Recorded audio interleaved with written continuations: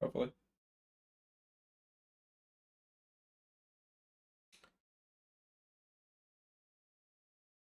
See. Okay, chat went there. YouTube is live. Okay. So, if you're one of the few viewers on Twitch or YouTube, welcome. This is a live stream after, I would say, a 6-month plus hiatus. Sorry, I've been busy with life. So we're gonna get back into doing more streams more often and asking the community what they are most interested in. They wanted to learn more about the Virtex UltraScale Plus and its HBM memory, which is high bandwidth memory.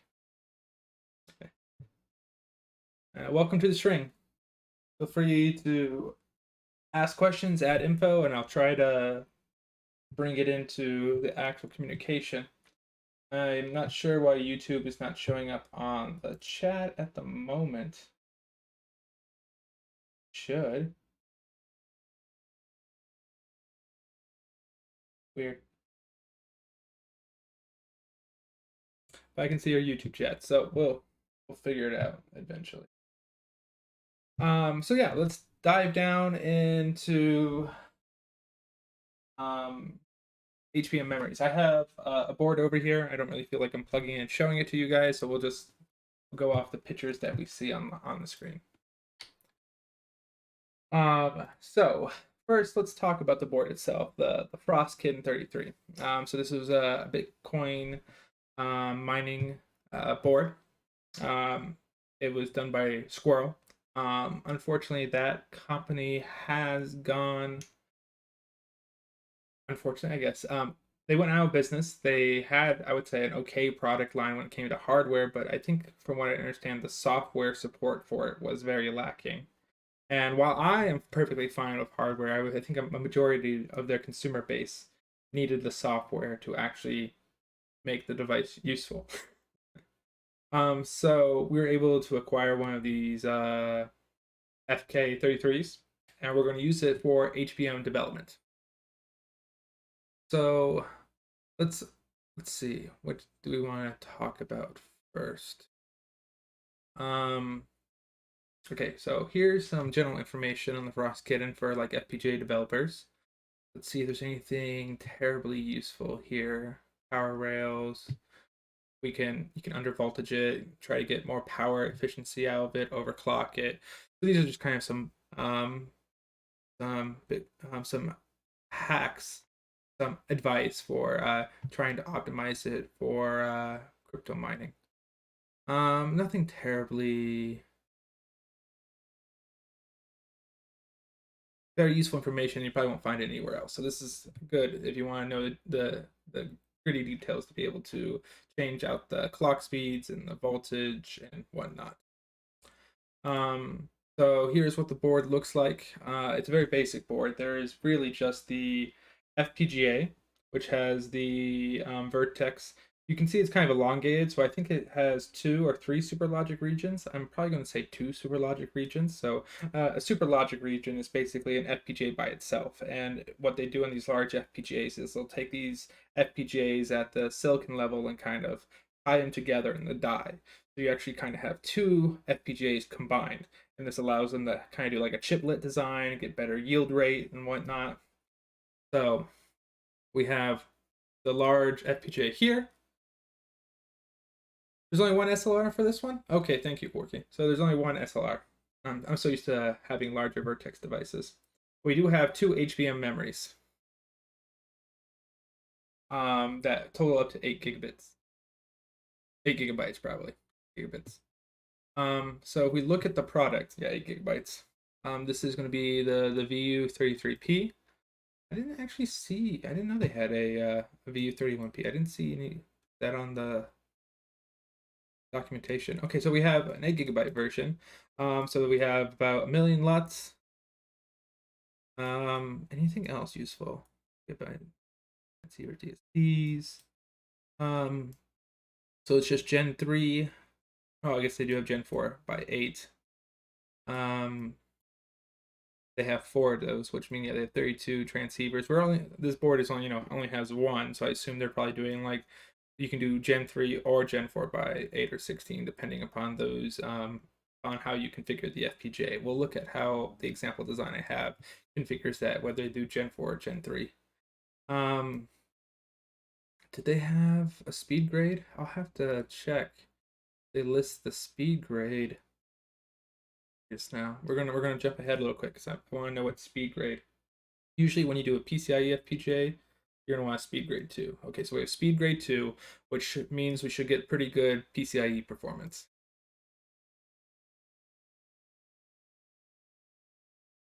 So the basic concept behind having HBM memory is you're able to put the memory onto the same die. You're able to use smaller connections, being able to produce latency and the resistance, and be able to do higher frequencies and more channels between the FPGA or GPU in some situations and the built-in memory. So this allows you to have high bandwidth HBM memory with your application. And this is kind of interesting for an FPGA. There's an application that's kind of becoming popular lately. It's called like near memory computation. See if we can a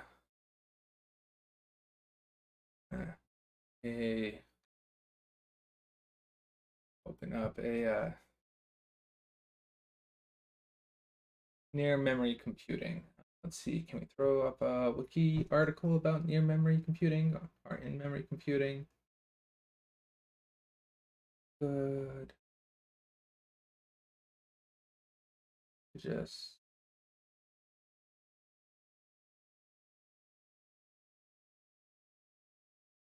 okay. So there's not really a good article that talks about it specifically. But there's this concept that's becoming more popular lately, especially with servers and whatnot, doing a concept called near memory computing or in memory computing. And the Virtex HBM, especially since it's an FPGA, it allows you to kind of prototype this near memory computation and be able to develop an application that, I mean, potentially you could port to an ASIC, but I would probably leave it. I would stay in FPGA world just so you can change it on the fly, but it's pretty useful and efficient in computation to have near memory computing. So that's a very useful feature of an HBM FPGA. Um, so we can go look at the basic structure. Construction. Here we go. So an HBM. Where's the picture? The picture is useful. So this is kind of how they describe this is how our memory is laid out. So I assume these MCs, these are hardened memory controllers, and each of them is going to have, looks like 4 gigabit memory ranges. And then we have a dedicated controller. We have a dedicated controller for each section, which allows us to have super high bandwidth access to this memory. And then we have switches here. We'll read about these switches, or we can look at these switches a little bit more here. This switch allows you to use this. This is an AXI 3 port. I think it says it's not AXI 4, which is interesting. AXI 3 full port allows you to address memory all the way over here. So you can actually communicate to any part of the memory from any of these ports. So it gives you full access, full address range from any of these. I believe it's 32 ports. So there's 32 memory ports, which is pretty crazy. So anything useful?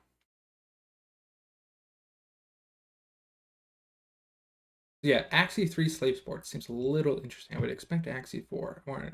They must, because they're doing hardened silicon and they had to do something with an AXI 3 core in it. Crossbar switch for HV stack. I think I'll have to look at how well you can configure these. I think you can configure the switch so you can get better optimization per kind of region inside the memory. Okay, yeah, configurable access reordering to improve bandwidth.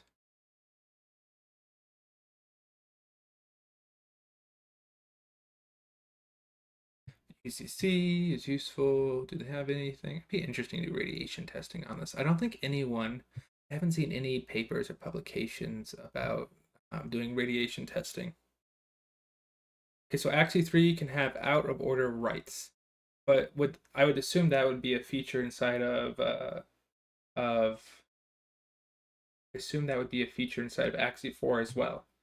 So is that like, so does Axie 4 not have out of order writes?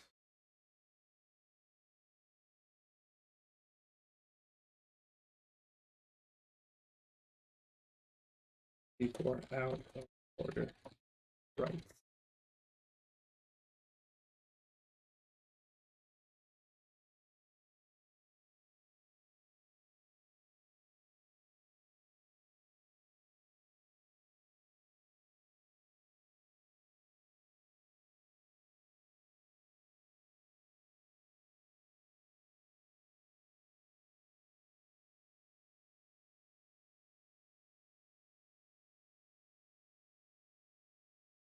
Okay, so we have a simple thing right here.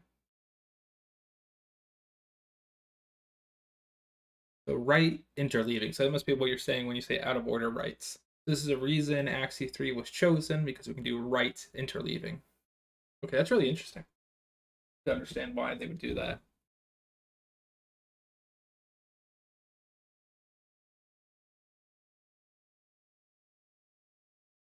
Axie 4 is so mad. I hate doing Axie 4 interconnects and like translations because there's so many of these regions and whatnot. It's really complicated.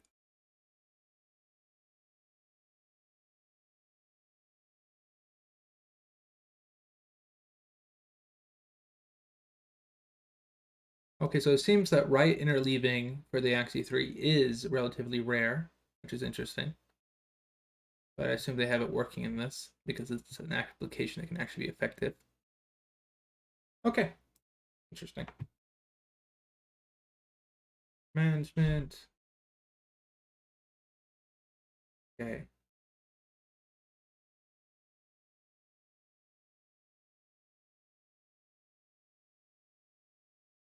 This is probably the important part. We have the memories, we have the, as the picture describes, I don't think there's anything special.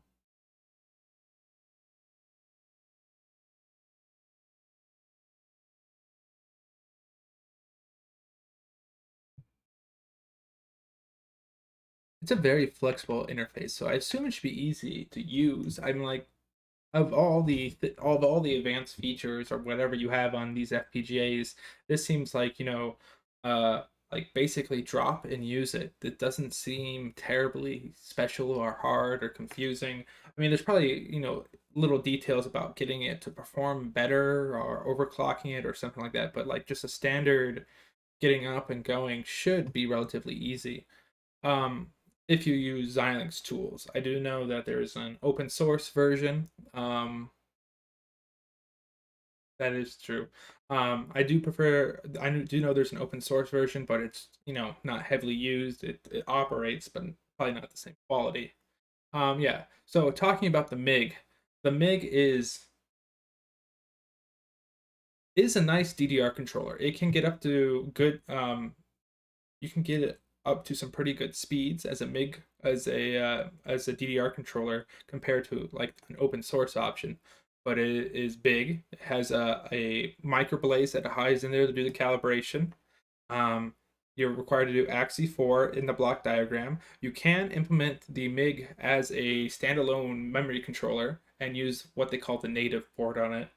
Let's see. Let me pull that up real quick.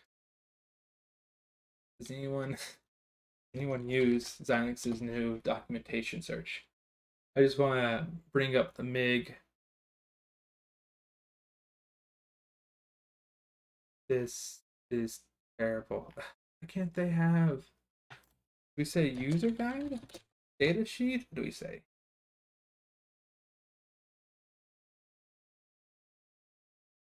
Okay, I don't really feel like digging down to this. There's a native port for the MIG that you can use that you can kind of do your own arbiter on. But HBM built in, doesn't take logic, it works. So I can see HBM being nice. It is also more expensive. Or you're paying for the memory rather than the FPGA logic, so those devices by themselves will be more expensive.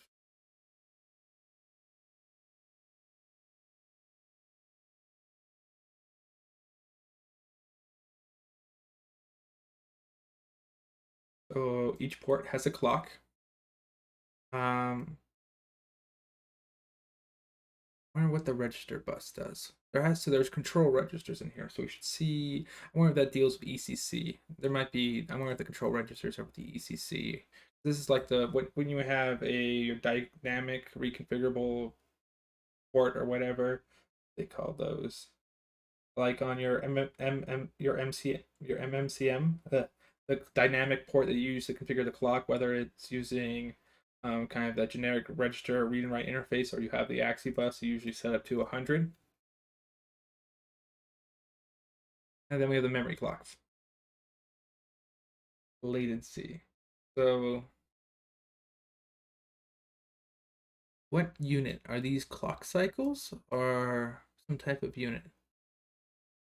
Okay, yeah, so it looks like clock cycles. So 90 clock cycles, 108 clock cycles. So I guess you definitely want to focus on burst transactions when you do this type of system. You're not doing little single reads every once in a while, and just you'll need to focus on burst transactions. If you have a processor, you're using kind of a soft cache to be able to sustain these burst transactions for your instruction and data memory.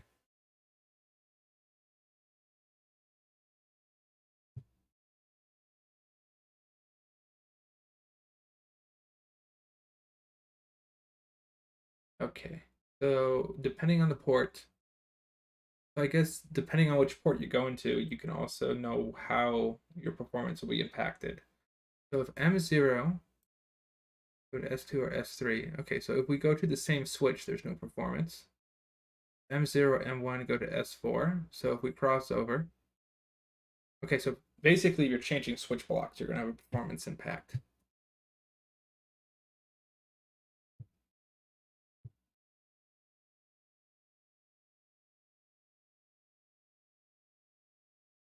So I mean, you're not not doing the greatest in efficiency. Interesting. We have these memories that are theoretically very high bandwidth, but we're definitely limited by just the switch blocks, the controls, and whatnot to actually get that bandwidth out of it. Okay, let's see. Is there? Okay, this is how the memory is divided. Um, your 8 gigabits are divided into that's 4 gigs. 56, yeah, 56 megabytes sections. We can look at that in the Bravado tools in a second. Here's the AMBA bus. Oh no, it's just the port. So is there a register port for ECC data? We have the HBM memory, we have the fine, we have decoding, data parity.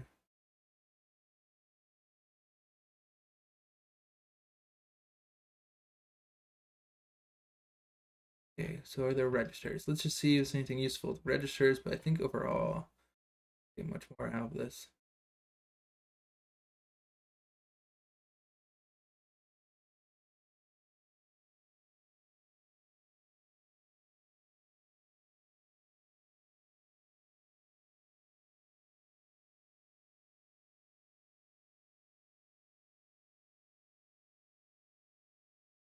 The ordering options.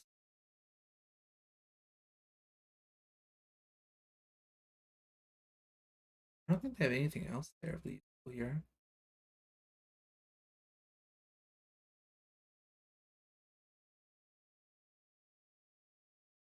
So these are fans for traffic generators. Anything? PHY only mode. Ooh, I wonder what PHY only mode is. Yeah, we're gonna go read about PHY only mode. That sounds it. If this will set. Okay, here's our block. Here's different options. Address map options. I didn't see that in mine.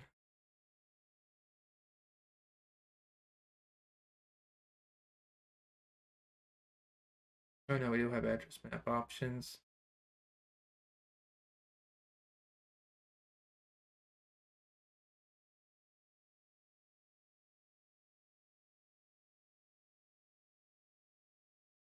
Graphic. It's PHY only mode. Physical layer only.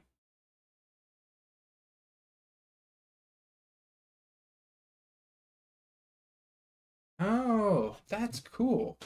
So in HBM only mode, I wonder if the let's the like LightX light mem, right? Um, where's the LightX HBM? I guess we go to LightX boards and look at what they're doing. I wonder if they're probably doing PHY only mode, right? Let me go find this because that okay. So in the LightX boards, right, we have we go to targets. We have the Frost Kitten. It's gonna be under Squirrel, I think. Squirrel FK33. So we are using, okay, it's under cores, RAM, Xilinx USP, HBM. I wonder if they're just using the PHY for this memory interface. Okay, so let's go jump to Lytix, stock, cores, RAM, bunch of tiny ones, and then a massive HBM one. Okay, so looks like they're using the AXI ports here. Okay, so they're doing an AXI interface. So they're probably wrapping this up in some IP core. Yeah, it looks like they have a way to bring in the IP name. If we go down to the HBM memory here,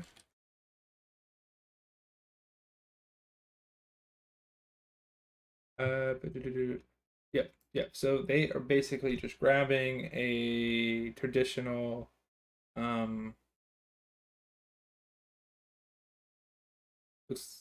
yeah, so they're just doing a wrapper. Okay, so I'm still curious about this PHY only mode. Do they actually tell you any information? The PHY. Here are the PHY only modes. Is that just a bunch of native ports?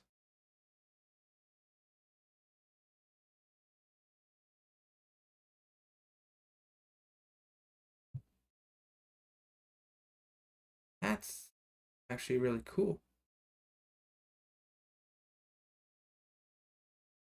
But they split it up into one die and the other die.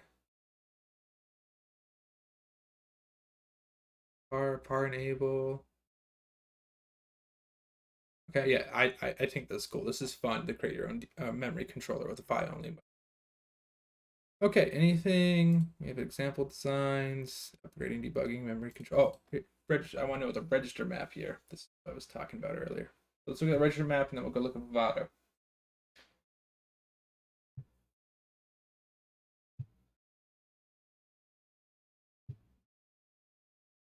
So, okay, so each of the memory chips has a controller and the addresses. ECC. Oh, okay, so you can enable ECC scrubbing, which is useful. Usually you just get ECC detection, you don't really get ECC correction back. So that's nice.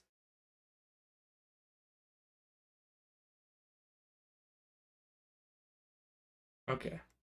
One of the microblaze like actually has driver software for this. Okay. Let's see if there's any more details about the HBM memory from Wolf.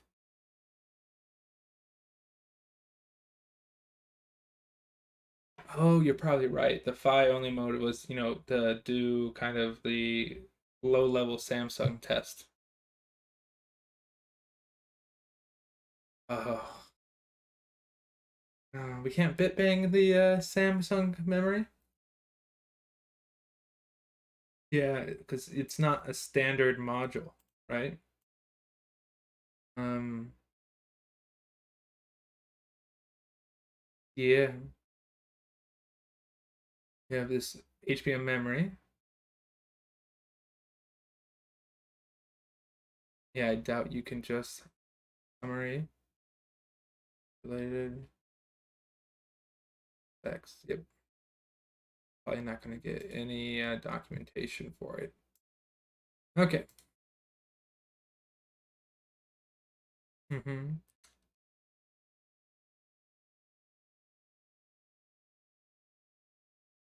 Okay. So he's just restating that the how the memory works, the different ports and everything goes over next to it. But he's going to push the ratio, which is let's see if he finds out anything interesting.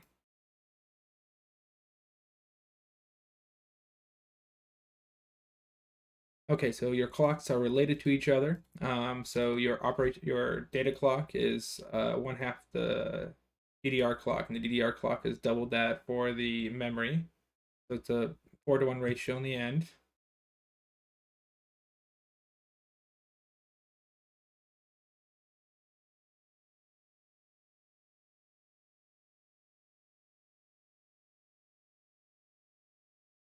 So they pushed it to 600 megahertz, which is 2400 megahertz. I mean, 2400 megahertz is kind of what's standard on these devices.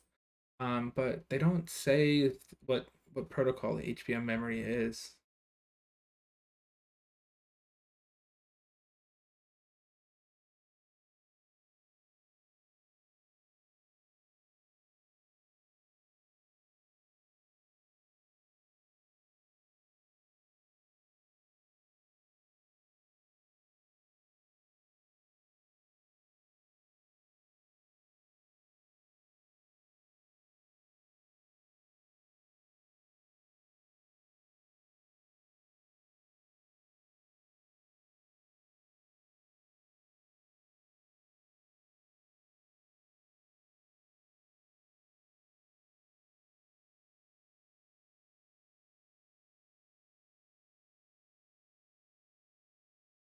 Okay, so they speed up the clock, they reduce the refresh rate.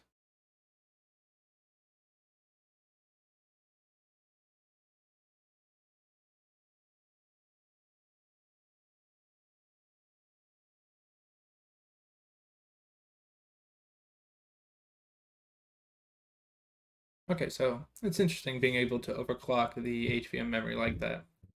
I, I think 2400 should be fairly fine. We don't have the specs of the part to really know how it works. But you assume Xilinx would try to push it. I mean, AMD would try to push it. Okay, so we get a Frostkin. Frostkin is probably the most, I would say, affordable HBM device. Um, by affordable, though, you're talking about $500 to $1,000, depending upon when you buy it. But it's probably one of the most affordable devices. Sorry, I'm going from black to white. It's probably messing with some people's screens. So there's a few ways we can be able to open the board in Vivado. Someone's created these really nice board files that you can just open the project, and they also have an example tickle script that brings up the HB memory and connects it. So let's look at that design real quick. Okay, here we go. Look at the PCIe powers. But there's not much to this FPGA, right? Like this isn't really meant as a development device. This is meant as a basically PCIe to an FPGA memory combo where we're just going to do near memory computations.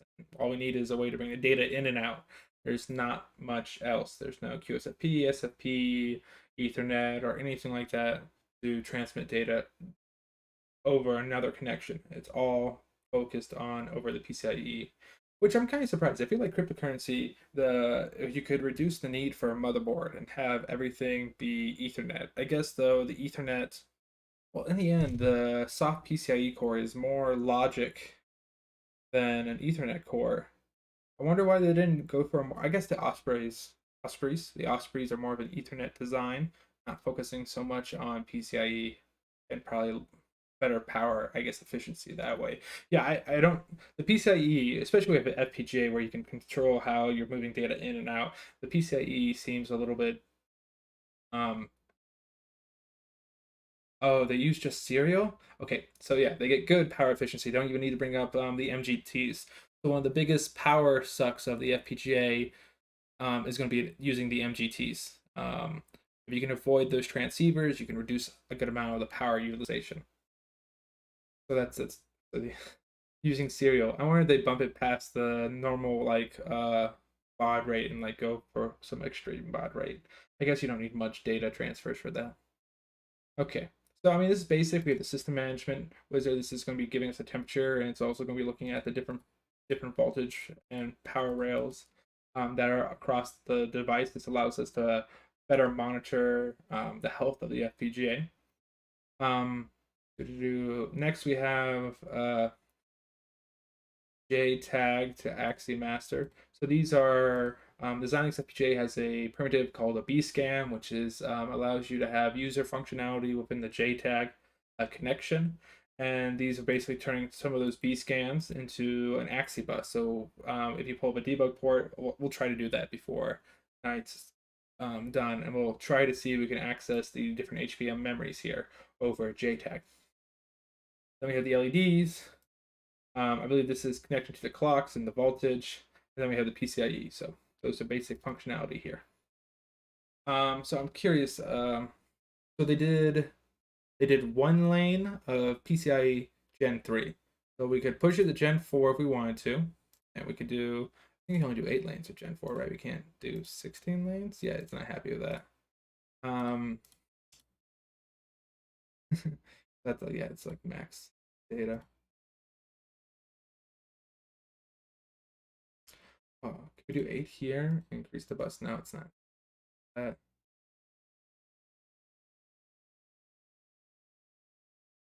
Okay, we're good.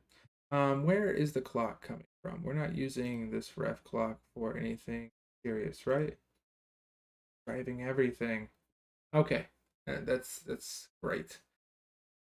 So I'm gonna have to plug this board in if we want to use it. I guess I can do that. So the issue is because the PCIe ref clock is basically driving the entire design. This FPGA won't work unless I slot it into a PCIe slot. I mean, it's not hard, but it's just I was hoping to not slot it into a PCIe slot, and I'm gonna have to find a long USB cable to plug into it. That may take a moment. Um, okay, so we've already generated this. So let's go look at the utilization. And this, since we're using the HBM memories, it's relatively I'm sure it's a good way to gauge the power. Probably not that bad. Um, we're not using much of the FPGA fabric, so we have a lot of resources to apply to our communication. Okay. Well, I'll let you guys. You guys are gonna sit here for a second. While I bring up the FPGA, and then we'll spend we'll spend a few minutes looking at the output of that. I'm gonna turn off my camera for that. Okay, cool. Be back in like a minute.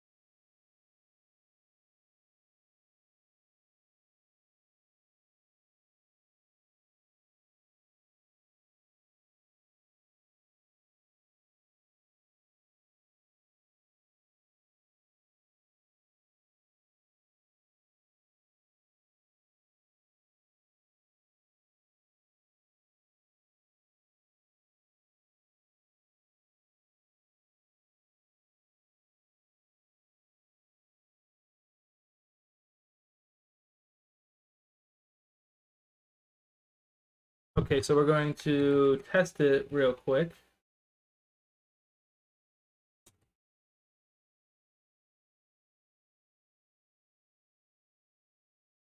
So we're going to bring up the debug window real quick. So I like to use the debug terminal to do a lot of these things. So hopefully it works well. So what we're going to bring up is we're going to bring up SDB, which is kind of our JTAG thing. I'm going to make sure that we actually have connection here.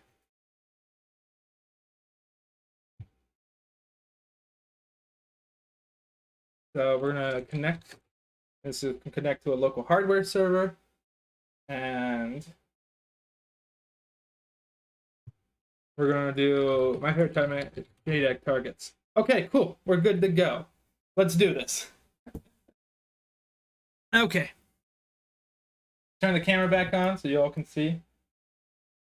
Okay, cool. So now I can hear my echo. It's great. We have the device. So we're going to open up the hardware manager, and we might be able to pull in the address commands as well. So we're just going to auto connect.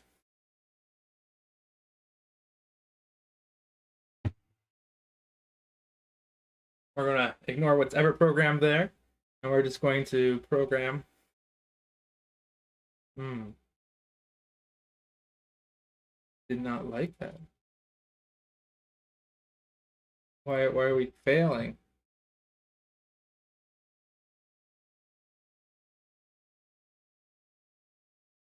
Oh, it's the wrong device. Okay. Properties. So I designed for this device. What device do we have? I guess we might have to rebuild this. A 4B. I don't want to hunt down which one that is. Guess I could force it to ignore.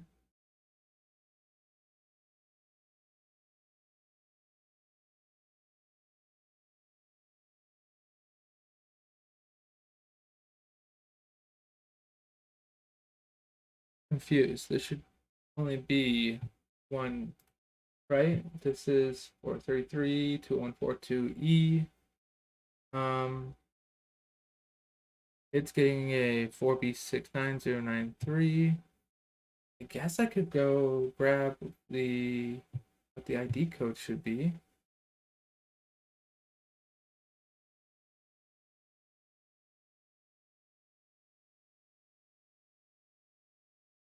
Oh, this is a ES board. Ah, okay. The way we do this is we have to force it. I don't want to force it.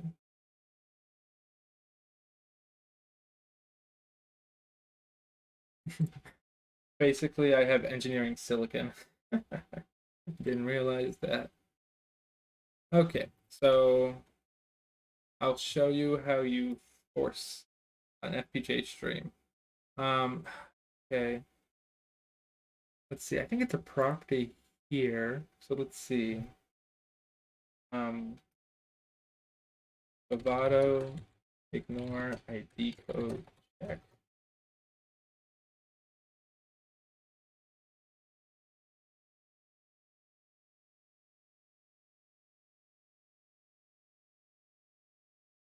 Um,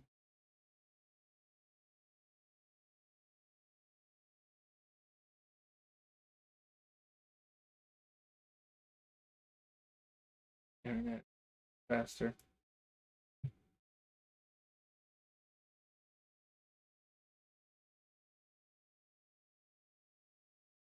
Do this the easy way, I guess. Okay, we'll do it the easy way, I guess. Okay, so we're gonna need to export the bitstream. Actually, we're gonna go here. PM FK.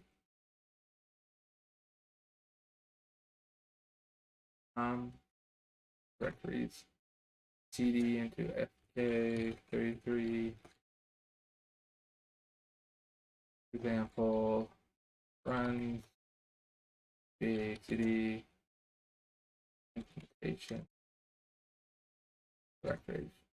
So we're looking for bd wrapper. Is that it?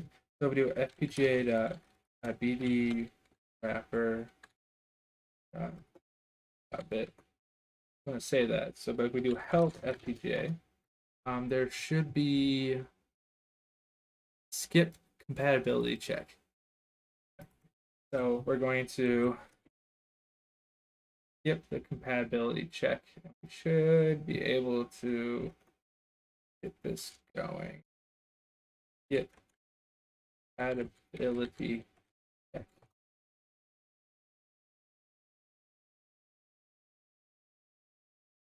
Oh, no revision check. Cool. This is how we do things. Okay, so we've reprogrammed it. Now we're going to refresh the device, and now we have these guys. So this one, we should be able to open it.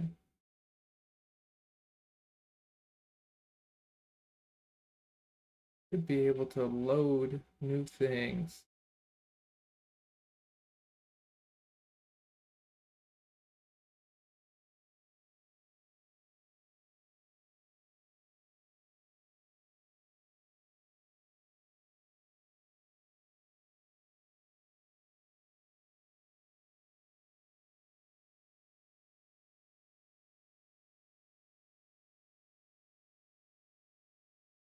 Okay, so I think if we go to targets here, we should just be able, okay, so we're going to target 4, right? So this gives us our address range.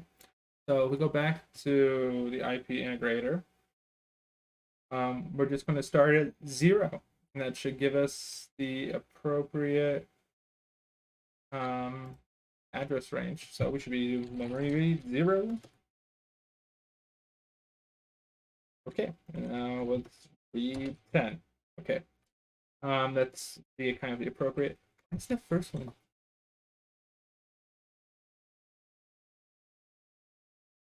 I guess we want to read like what, 32? Okay. Now if we do memory write 0, we're going to do that beef. We're going to write 32 of them. Memory read.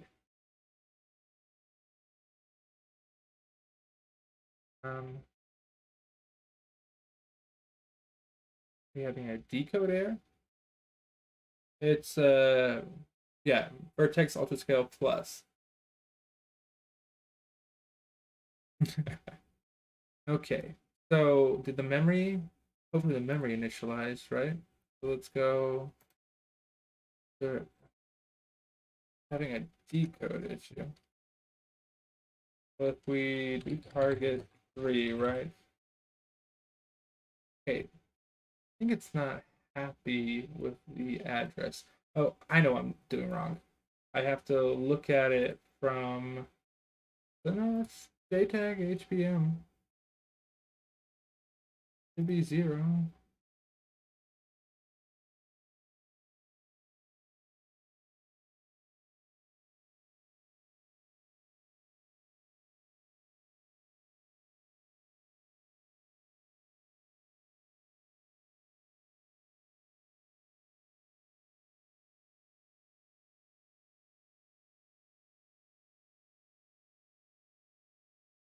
Yeah.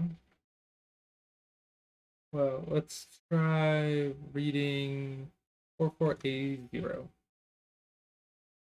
4480. Okay, that's what I expect from the system monitor. Okay, now we do target 4. Right now, this is the why. Why is the HBM not happy?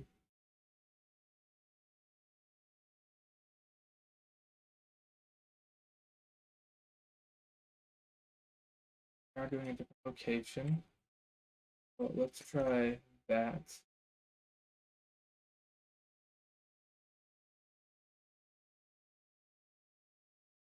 That should be going here. Maybe. No, should it be trying to reset? The ref clock in. That should have happened. Maybe the reset is not working the way we expected to. Huh. Okay, let's go back here. And if we, I was hoping we'd be able to look at that.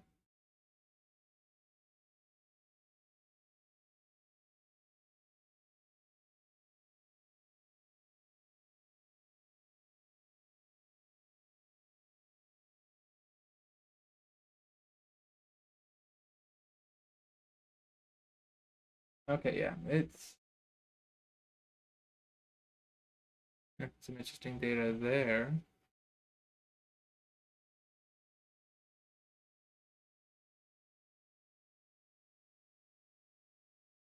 Guess we can see what that does, that code means.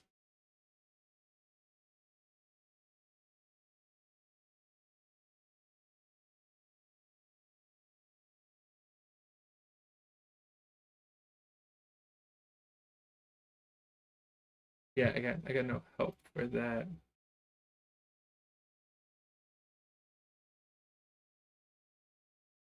Maybe it's something we have to put into the bit stream and then reboot the board.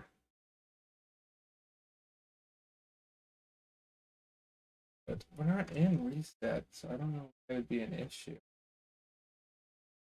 Because if it reset, these things wouldn't work.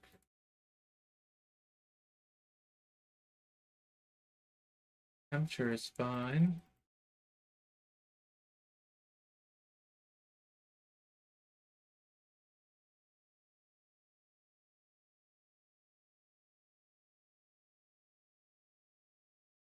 That is okay, okay, no errors.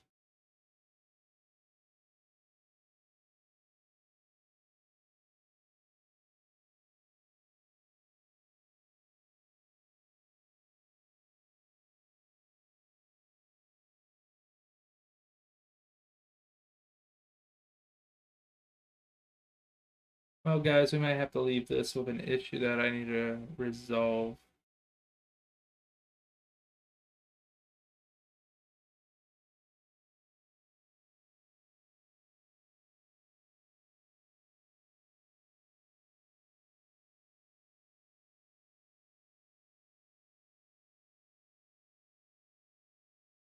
Guess we could always put a microblaze on it and try to read it that way.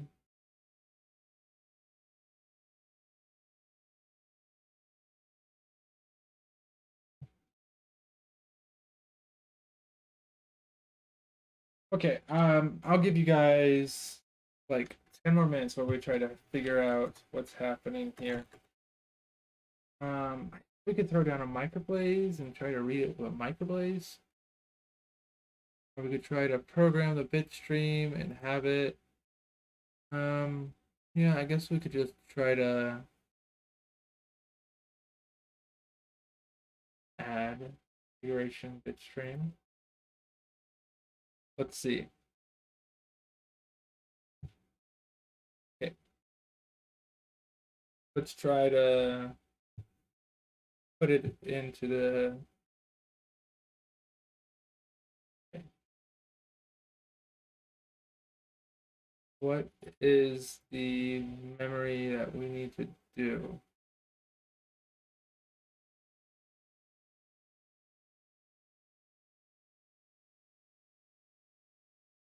There's pictures. We have memory. Right there. Okay, let's do that one.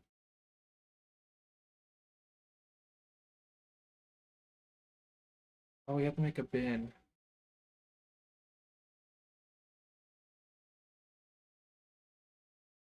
I'll do that real quick. Well, we have a super small image. It shouldn't take too long. I guess we could try to write a bin.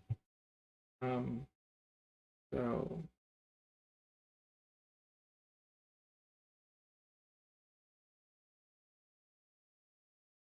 the MTQU.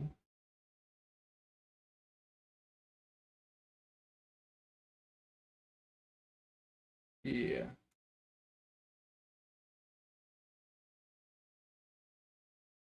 Do bin file. Don't do. Did we create a bin? Do I need to create a bin?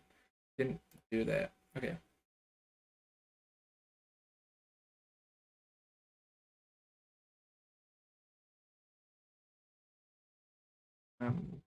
We can create a bin real quick. Um,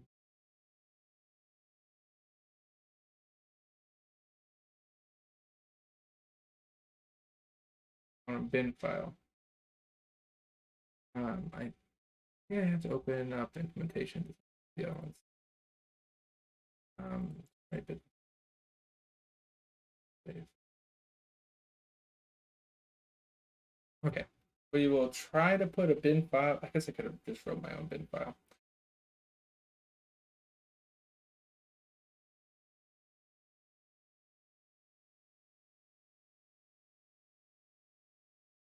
Here, as I saying that the HBM memory would be easy.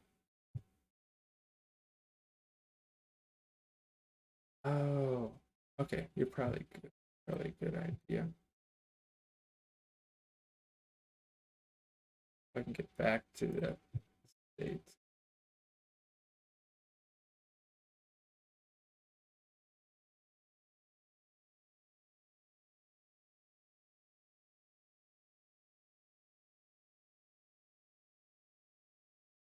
It's not happy about anything.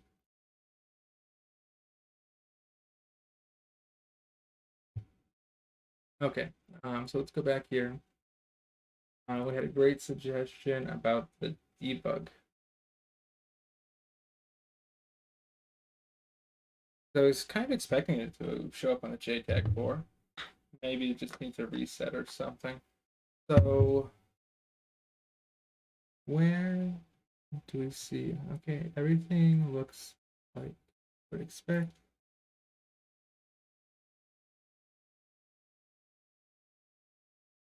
Okay. We have enabled the debug interface.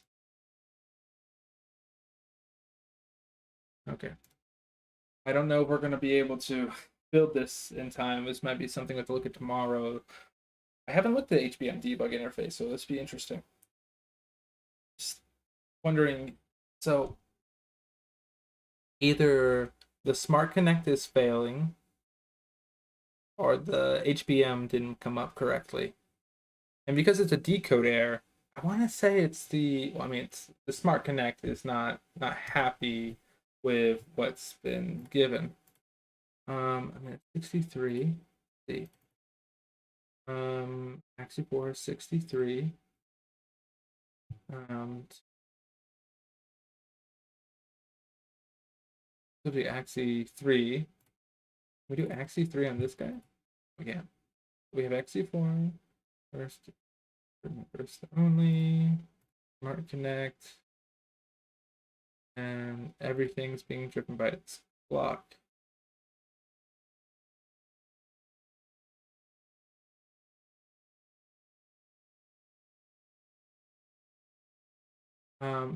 Yeah, we don't have the debug reset from here either. We could use that to drive a reset. Hopefully the reset's not high. Okay. No, this works, so that should be fine. But yeah, the HBM memory might have something weird on it. Not sure why I double clicked that, didn't take forever. Okay, so we're gonna put the the HBM ref clock is driven by the PCIe Axie clock. Do you think we should use an external clock for the HBM clock? Let me see if so if we go here, right? There is a ref clock. That's PCIe ref clock. HBM ref clock. It's not being used in this design. 200 megahertz. So maybe we should use the HBM ref clock. Have a free running clock. Those are different things we can try.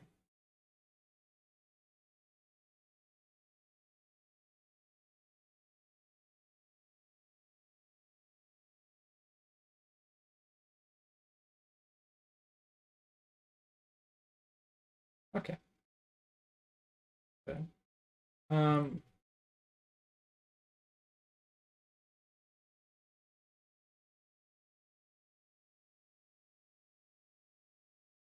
yeah, I agree.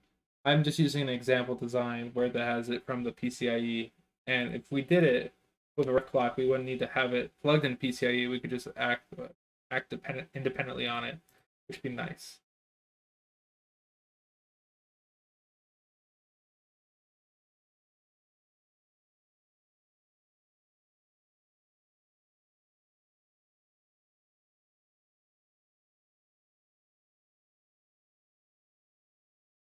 Okay, so we'll probably cut it here today. We'll regenerate this. Let's get it building with the debug cord appropriately. And I can check on that tomorrow and we can look at the debug cord together. Thanks for watching. Have any HBM questions, add it to the comments. Join the Discord, ask questions. Let's figure out how to share more information about the HBM memory to make it useful for others. Thanks.